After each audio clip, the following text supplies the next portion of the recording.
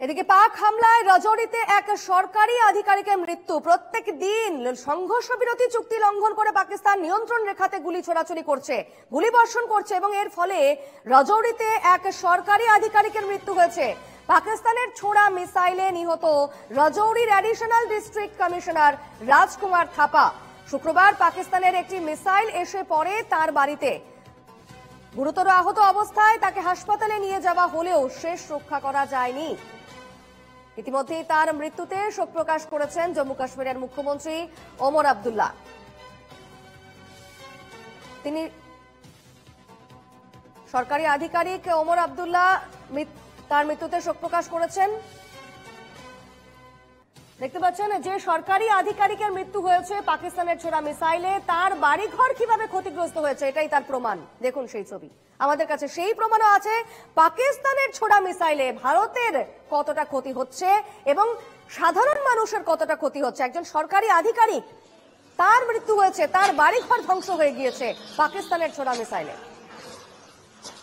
কথা বলে নেব, আমাদের সঙ্গে টেলিফোনে রয়েছেন প্রতিনিধি বাসব রায়। বাসব, রাজকুমার থাপা একজন সরকারি আধিকারিক, পাকিস্তানের ছোড়া মিসাইলে এবার তারও মৃত্যু হলো, কি জানা যাচ্ছে? রাজৌরিতে শুক্রবার রাতে তখন প্রায় 2-2:30 বাজে, সেই সময় পাকিস্তানের একটা গোলা এসে পড়ে। রাজকুমার থাপা সহ 3 জন মারা গেছে। এই 3 জন হচ্ছে, 3 জনের মধ্যে রয়েছে তার 2 বছরের সন্তান, আর এছাড়া তার পরিবারের আরেকজন মারা গেছেন। মোট 3 জনের মৃত্যু হয়েছে। আর রাজকুমার থাপার আরেকটা পরিচয় হচ্ছে তিনি অবশ্যই সরকারি আধিকারিক। তিনি ছিলেন হচ্ছে জম্মু কাশ্মীর ইয়েতে রাজৌরির অ্যাডিশনাল ডিস্ট্রিক্ট কমিশনার, এবং তার সঙ্গে গোটা জম্মু কাশ্মীরের যারা সাংবাদিক অত্যন্ত সম্পর্ক ভালো ছিল। প্রত্যেকেই তাকে ব্যক্তিগতভাবে চিনতেন। কিন্তু কথা এটা শুধু রাজকুমার থাপায় শেষ হবে না। এজন্যই যে রাজৌরির পাশাপাশি 3 জন মারা গেছে রাজৌরিতে, শ্রীনগরেও পাকিস্তান হামলা করেছে, এমনকি পোখরান থেকে বিস্ফোরণের আওয়াজ এসছে। এছাড়া পাঞ্জাবের ফিরোজপুর সমু মন্দিরের দরজার সামনে পাক গোলা এসে পড়েছে। তো যেটা দেখা যাচ্ছে যে পাকিস্তানের যুদ্ধের যেসব শর্ত, যে কোনো দেশের সঙ্গে যুদ্ধ হলে, কারণ পাকিস্তানের সঙ্গে ভারত কিন্তু এখনো যুদ্ধ ঘোষণা করেনি, কিংবা পাকিস্তানও ভারতের বিরুদ্ধে যুদ্ধ ঘোষণা করেনি।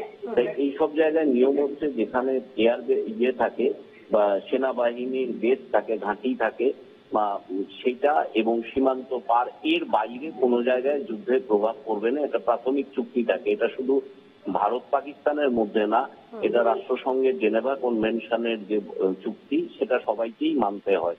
অর্থাৎ বসতি এলাকায় যেখানে সাধারণ মানুষ বাস করে সেখানে কেউ হামলা চালায় না। কিন্তু যার জন্যই ভারত যখন প্রত্যাঘাত করেছিল অপারেশন সিঁদুর, সেগুলো করেছিল জঙ্গি ঘাঁটিতে, কখনোই সাধারণ মানুষ যেখানে বাস করেন সেখানে না। কিন্তু পাকিস্তান সেই শর্তটা মানছে না। তার মানে গোটা পৃথিবীর যে শর্ত যুদ্ধে, সেটা লঙ্ঘন করছে, যা খুব মারাত্মক আকার নিয়েছে। এইটা হচ্ছে মূল জায়গা। তার বলিদান দিতে হয়েছে রাজকুমার থাপাকে। রাজৌরি একজন সরকারি অফিসার, তিনি মারা গেছেন, তার 2 বছরের সন্তান মারা গেছে এবং পরিবারের আরেকজন মারা গেছে। রিপোর্ট।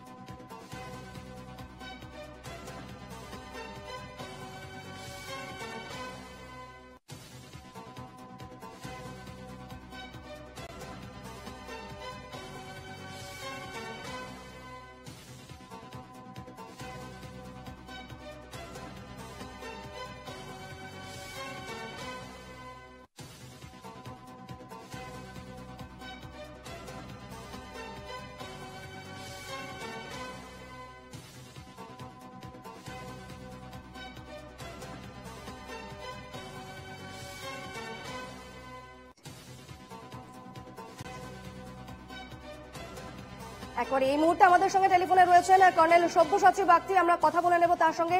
সব্যসাচী বাবু, পাকিস্তান দাবি করছে যে ভারত নাকি ব্যালিস্টিক মিসাইল ছুড়েছে, অন্যদিকে দেখা যাচ্ছে পাকিস্তানের ছোড়া মিসাইলে একজন সরকারি আধিকারিক রাজকুমার থাপা তার মৃত্যু হয়েছে, আরো 3 জন সাধারণ মানুষের মৃত্যু হয়েছে, কিভাবে দেখছেন?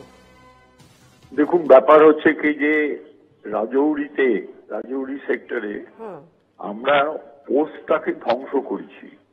পাকিস্তানের যে একটা পোস্ট ছিল সেটাকে ধ্বংস করা হয়েছে, গতকালই সে রিপোর্ট ছিল। তো স্বাভাবিকভাবে রাজৌরি সেক্টরে ওদের রিয়াকশন হওয়ার কথা। হ্যাঁ, রাজৌরি, পুঞ্চ এই সমস্ত জায়গায় আমাদের কিছু কিছু ক্যাজুয়ালিটিস হচ্ছে।